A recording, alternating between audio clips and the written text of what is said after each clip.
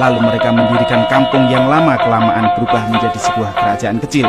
Para imigran Melayu tersebut banyak yang melakukan perkawinan dengan penduduk setempat, yakni suku Dayak, Maanyan, Bukit, Ngaju, sehingga kerajaan Tanjung Puri tersebut penduduknya terdiri dari orang Melayu dan Dayak. Perpaduan kedua suku tersebut akhirnya nanti menurunkan suku Banjar. Sementara sekitar 3000 sampai 1500 sebelum Masehi untuk pertama kalinya imigran dari Yunan di Cina Selatan datang ke tanah Borneo. Mereka inilah pedatuan nenek moyang orang Dayak atau istilahnya Melayu tua. Berabad-abad lamanya kerajaan Tanjung Puri berdiri, penduduknya makmur dan sejahtera, hidup damai serta bahagia.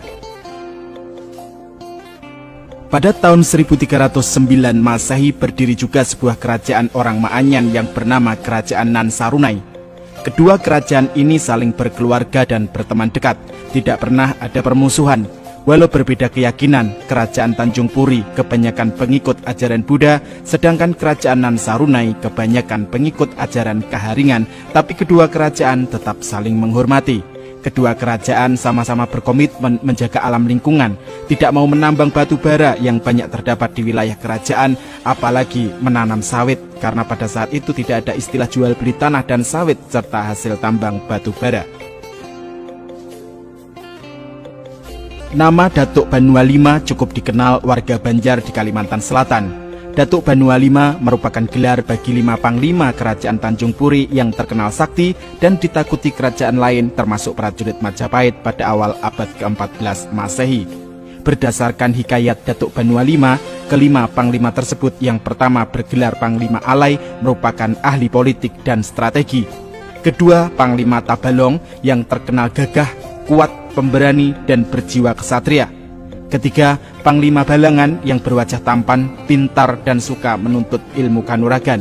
Sedangkan yang keempat dan kelima adalah sekembar yang bergelar Panglima Hamandit dan Panglima Tapin. Mereka berdua ini terkenal keras dan suka berkelahi.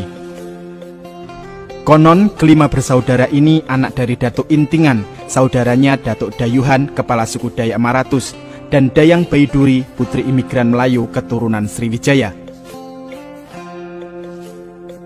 Kala itu, kerajaan Tanjung Puri berhubungan baik dengan kerajaan Nan Sarunai tetangganya. Walaupun berbeda keyakinan, tetapi kedua kerajaan tersebut tetap saling menghormati dan sama-sama berkomitmen untuk menjaga alam dan lingkungan. Pada saat itu, kerajaan Majapahit sangat berambisi untuk menguasai Nusantara termasuk tanah Borneo.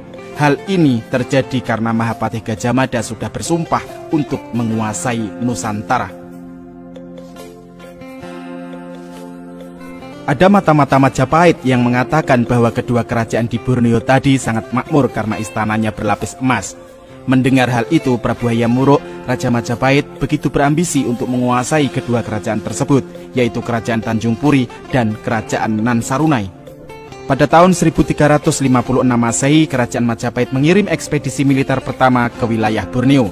Yang mula-mula diserang adalah Kerajaan Nan Sarunai. Sekitar 5.000 pasukan Majapahit datang dengan kapal melewati Sungai Barito yang dipimpin Senopati Arya Menggala. Melihat pasukan yang sangat banyak tersebut, lalu Kerajaan Nan Sarunai meminta bantuan ke Kerajaan Tanjung Puri. Kemudian oleh Raja Tanjung Puri dikirim 5 orang panglimanya, yaitu Datuk Banualima dengan membawa 1000 pasukan membantu Kerajaan Nan Sarunai. Setelah itu pecahlah perang yang dahsyat antara pasukan Majapahit melawan pasukan Nan Sarunai yang dibantu pasukan dari Kerajaan Tanjung Puri. Banyak sekali jatuh korban di kedua belah pihak. Pasukan Majapahit yang terkenal hebat dalam bertempur karena sudah berkeliling Nusantara dan sudah menaklukkan berbagai kerajaan, saat itu mendapat perlawanan yang hebat. Banyak prajurit Majapahit yang mati di tangan 5 panglima Tanjung Puri yang sakti-sakti tersebut. Panglima Alai yang ahli strategi mengatur pasukan, Panglima Tabalong yang gagah mengamuk di barisan paling muka, banyak tentara Majapahit yang terlempar ke udara dilemparkan oleh Panglima. Sedangkan Panglima Balangan menjadi pimpinan barisan pengawal raja, dengan kesaktiannya mampu melindungi raja dari keroyokan pasukan Majapahit. Sementara Panglima Hamandit dan Panglima Tapin beradu kesaktian dengan para pendekar Majapahit. Banyak prajurit Majapahit yang mati di tangan Panglima Hamandit dan Panglima Tapin. Setelah 2 hari bertempur, akhirnya pasukan Majapahit mampu dipukul mundur. Bahkan pimpinan pasukan Majapahit ketika itu, yaitu Senopati Arya Manggala, kepalanya putus terkena mandau, senjata asli suku Dayak. Mengetahui pimpinan pasukannya tewas, lalu sisa-sisa pasukan Majapahit lari terbirit-birit menuju kapal untuk pulang ke Jawa. Setelah gagal dalam ekspedisi pertama, Majapahit kembali mengirim ekspedisi militer kedua pada tahun 1358 Masehi. Pada ekspedisi kedua kali ini dipimpin langsung oleh Laksamana Nala dengan membawa 2 kali lipat pasukan dari ekspedisi pertama. Dalam rombongan pasukan besar ini terdapat juga pasukan khusus Majapahit yang terkenal, yaitu pasukan Bayangkara. Pada ekspedisi kedua ini, pasukan Majapahit berhasil menaklukkan kerajaan Nansarunai. Bahkan Raja Nansarunai yang bergelar Datu Tatuyan Wulau Wiharaja Papangkat Amas serta ratu yang bergelar Dara Gangsang Tulen gugur dalam peperangan.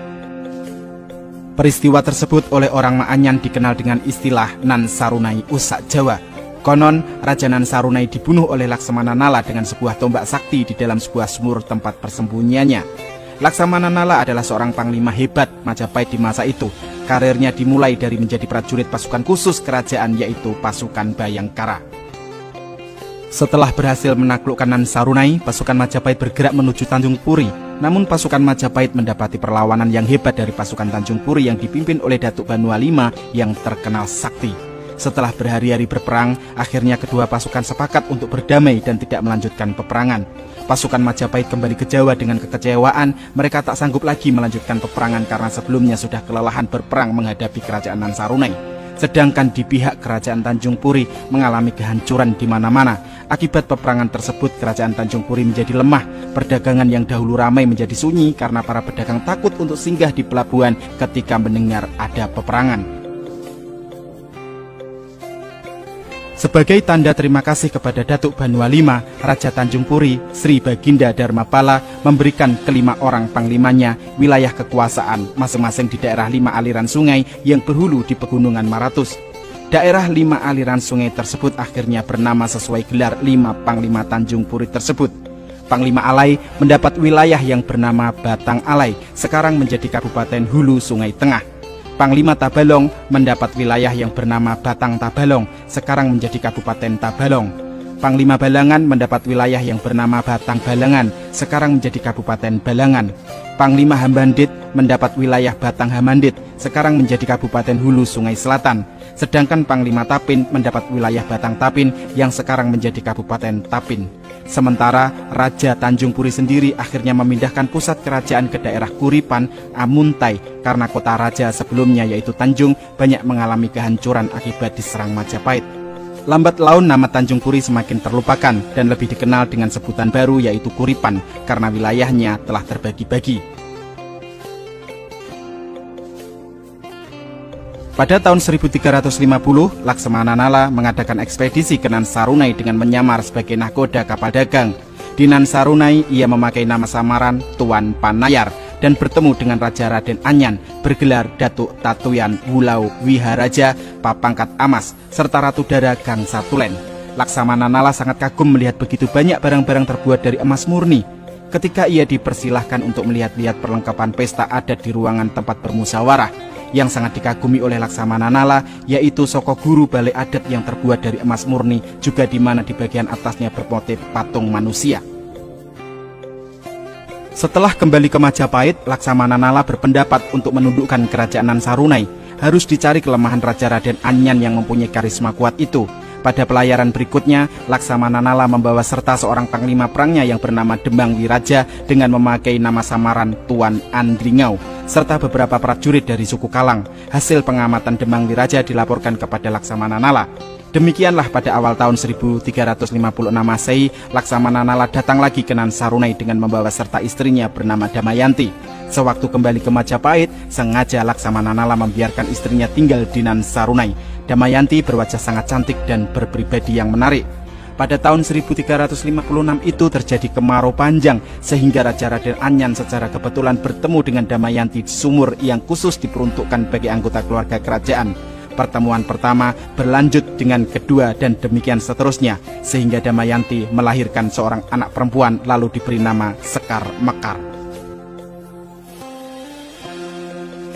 Pada awal tahun 1358, Laksamana Nala datang ke Nansarunai dan menemukan istrinya sedang menimang seorang bayi perempuan.